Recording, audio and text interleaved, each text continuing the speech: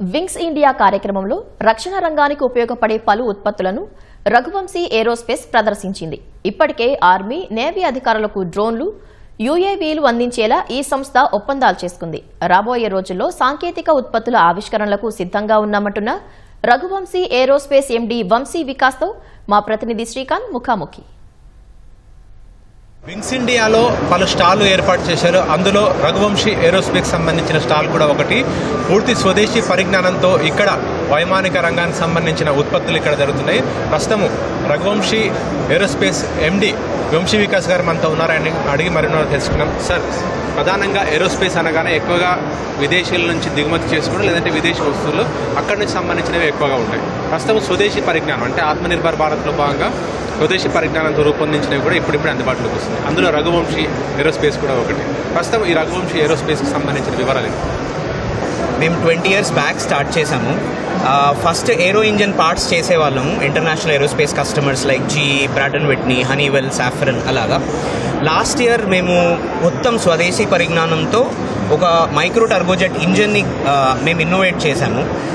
దాంతో ప్రజెంట్లీ మీరు చూస్తున్నారు కదా, సో ఇది ఒక ప్రోడక్ట్ అండి. ఈ ప్రోడక్ట్ దీని పేరు జెట్ పవర్డ్ యుఏవి. ఈ ప్రోడక్ట్తో మనము దీన్ని డెకాయ్ లాగా వాడచ్చు, అలాగే దీనికి మిజైల్ అటాచ్ చేసి మిజైల్ కూడా పంపచ్చు. ఇప్పుడు మీరు చూస్తే ఇలాంటి ప్రోడక్ట్స్ బయట నుంచి దిగుమతి చేసుకునే వాళ్ళు ఇప్పుడు టోటల్ ఇండియన్ పరిజ్ఞానంతో, అంటే మన ఓన్ డిజైన్, మన మ్యానుఫ్యాక్చరింగ్, మన టెస్టింగ్తో ఈ ప్రోడక్ట్స్ తయారు చేస్తున్నాము. ప్రజెంట్లీ ట్రయల్స్లో ఉన్నాయండి. మేము దీన్ని స్పెసిఫిక్గా ఇండియన్ ఎయిర్ ఫోర్స్ కోసం తయారు చేశాము.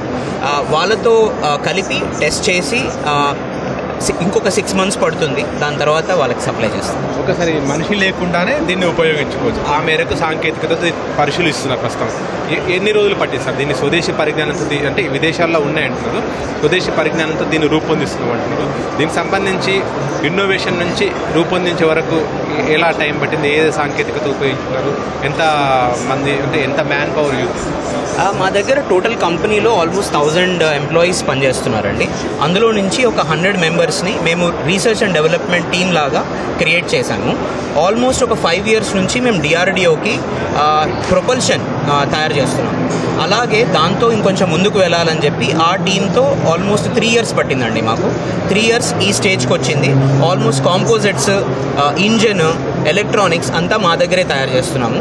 ఆల్మోస్ట్ ఒక 3 products ఆల్రెడీ ట్రయల్స్ కంప్లీట్ అయిపోయాయి. మేము ఆల్రెడీ ఆర్మీతో వర్క్ చేస్తున్నాము. దీని స్పెసిఫిక్ థింగ్ వచ్చేసరికి ఇంకొక 6 monthsలో మనం సప్లై చేస్తాం. మిగతా 3 products సంబంధించిన వివరాలు సార్, ఆల్రెడీ ఆర్మీతో టైఅప్ అయి కూడా అంటున్నారు కదా, వాటికి సంబంధించిన వివరాలు? ఆ ప్రోడక్ట్స్లో మీరు చూస్తే ఆర్వీ రుద్ర, అది ఆర్మీతో కలిపి ఒక 500 kilometers దూరం వెళ్తుందండి. మనిషి లేకుండా దానికి బేసిక్లీ బాంబ్ అటాచ్ చేసి ఆల్మోస్ట్ 500 kilometers దూరం వెళ్తుంది. దాని పక్కన మీరు చూస్తే ఆర్వీ లక్ష్య, అది ఇంజన్తో తయారు చేసిన ఇంజన్ బేస్డ్ ప్రోడక్ట్ అనమాట. ఆ ప్రోడక్ట్ మిజైల్స్ టెస్టింగ్కి వాడతారు. సో అది కూడా ఒక యుఏవి. దాని కింద మీరు చూస్తే ఆర్వీ అస్త్ర, అది ప్రజెంట్లీ మేము ఇండియన్ ఎయిర్ ఫోర్స్ కోసం తయారు చేస్తున్నాము. అది ఆల్మోస్ట్ ఇంకొక 6 months to 1 year పడుతుంది. ప్రస్తుతం ఆల్రెడీ టైఅప్ అయి ఉన్నారన్నారు కదా, ఈ టెక్నాలజీ ఎలా సొంతం చేసుకున్నారు, వాటిని రూపొందించడానికి ఎంత టైం? అంటే యాక్చువల్గా ఈ కంపెనీ మా ఫాదర్ స్టార్ట్ చేశారండి ఆల్మోస్ట్ 2002లో. కానీ అన్ఫార్చునేట్లీ ఆయనకి హెల్త్ బాగాలేక 47 yearsకి ఆయన ఎక్స్పైర్ అయ్యారు. సో ఆయన డ్రీమ్ అనమాట, ఎయిర్ క్రాఫ్ట్ తయారు చేయాలి, డిఫెన్స్లో మనమంటూ ఒక ప్రోడక్ట్ తయారు చేయాలి అని. సో 22 years ఉన్నప్పుడు ఆ డ్రీమ్ని నేను తీసుకున్నాను. సో అప్పటి నుంచి మైండ్లో ఉండింది. కానీ లాస్ట్ 5-6 years నుంచి గవర్నమెంట్ సపోర్ట్ చేస్తుంది, మనకంటూ టెక్నాలజీ ఉండాలి, మనమే ఇన్నోవేట్ చేయాలి అని. సో లాస్ట్ 5 years నుంచి మేము ఇన్వెస్ట్ చేస్తూ దీంట్లోకి వచ్చాము. మేబీ ఇంకొక 3-4 yearsలో మనమే బయటకు ఎక్స్పోర్ట్ కూడా చేయొచ్చు. ఓకే సార్, ఇప్పుడు ఆర్మీకి సంబంధించిన దానికి సంబంధించిన ఎక్విప్మెంట్, దానికి సంబంధించి వెపన్స్ని మీరు ఆ టైప్ ఆఫ్ యూఏవీలను మీరు అందిస్తున్నారు. దానికంటే ముందు రఘువంశీ యొక్క నేచర్ ఏంటి, ఇలా పనిచేశారు?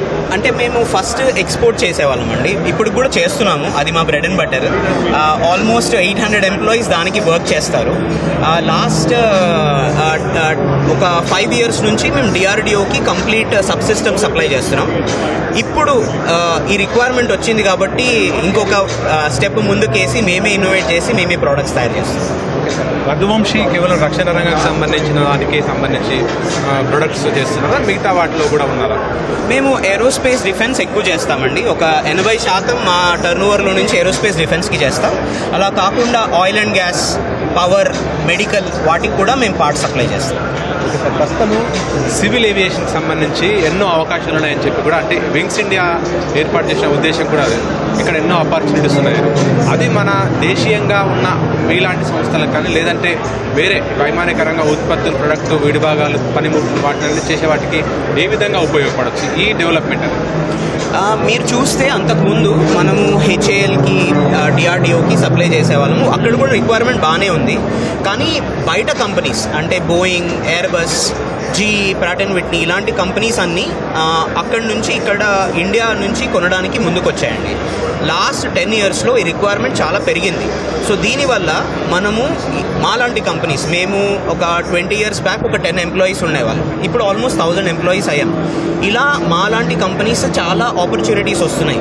సో మంచి టెక్నాలజీతో, మంచి క్వాలిటీతో మనం పార్ట్స్ డెలివర్ చేస్తే చాలా రిక్వైర్మెంట్స్ ఉన్నాయి. ప్రెజెంట్లీ మనం ఓన్లీ ఒక $1 billion వరకు ఎక్స్పోర్ట్ చేస్తున్నాం.